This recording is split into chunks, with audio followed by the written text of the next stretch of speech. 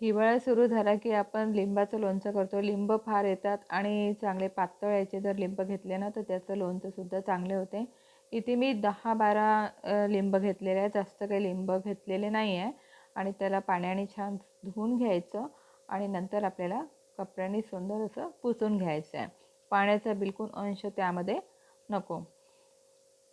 आता एका लिंबूची आपल्याला 8 फोडी करायची आहे. आता फोडी छान झालेल्या आहे आणि नंतर काय करायचं, त्यामधल्या ज्या बिया असतात ना त्या बिया आपल्याला काढून घ्यायच्या.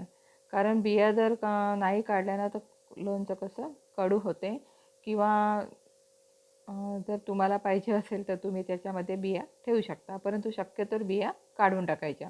आता त्याच्यासाठी एक मसाला करून दाखवणार आहे.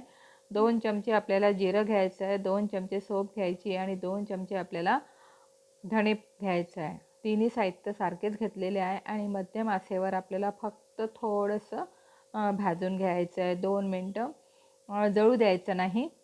आणि थंड झाल्यावर काय करायचं, मिक्सरच्या पॉटमध्ये टाकायचं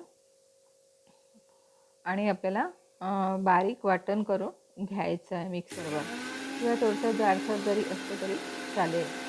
आता इथे छान आपला मसाला झालेला आहे. आता एक कढईमध्ये आपल्याला तेल टाकायचं आहे. थोडंसं तेल टाकायचं आणि तेल नंतर त्यामध्ये लगेच आपल्याला लिंबूच्या फोडी टाकायच्या आहे. थोड्या नरम होऊ द्यायचं आणि तेलामध्येच परतून घ्यायचं आहे. मध्यम आचेवरच आपल्याला परतायचं आणि त्याच्यावर आपल्याला थोडंसं झाकण ठेवायचं आहे. झाकण ठेवल्यानंतर लवकरच नरम होतात. बघा अशा पद्धतीच्या ह्या आपल्या फोडी छान अशा किंचित नरम झालेल्या आहे आणि थोडं त्याला पाणीसुद्धा सुटलेलं आहे. आता एका कढईमध्ये 1.5 वाटी आपल्याला साखर घ्यायची आहे. तुम्ही इथे गुळाचा सुद्धा वापर करू शकता किंवा अर्ध गूळ अर्धी साखर असं सुद्धा तुम्ही घेऊ शकता, किंवा आपल्या आवश्यकतेनुसार तुम्ही कमी जास्त साखर घेऊ शकता.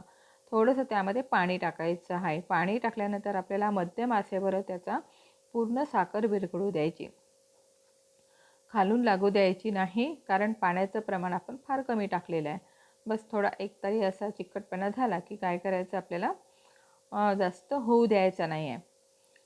आता त्यामध्ये आपल्याला मसाला टाकायचा आहे. जो आता आपण केला होता ना तो मसाला टाकायचा. लिंबूच्या फोडीसुद्धा टाकायच्या आहे आणि थोडंसं तिखट टाकायचं. तिखट इथे मी काश्मीरी तिखट वापरलेलं आहे, किंवा तुम्ही आपल्या घरचं तिखटसुद्धा त्यामध्ये टाकू शकता, पण थोडं टाकायचं. थोडंसं मीठ टाकायचं 1 चमचाभर. हिंग टाकायचं.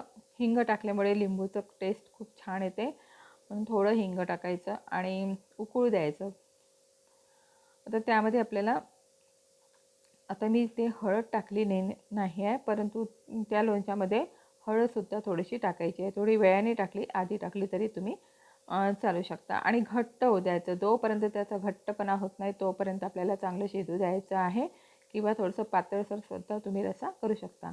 अशा पद्धतीचा आपला मुरब्बा झालेला आहे. मस्त लिंबूचा मुरब्बा केला आहे, किंवा लिंबूचं लोणचंसुद्धा तुम्ही म्हणू शकता. आजचा व्हिडिओ कसा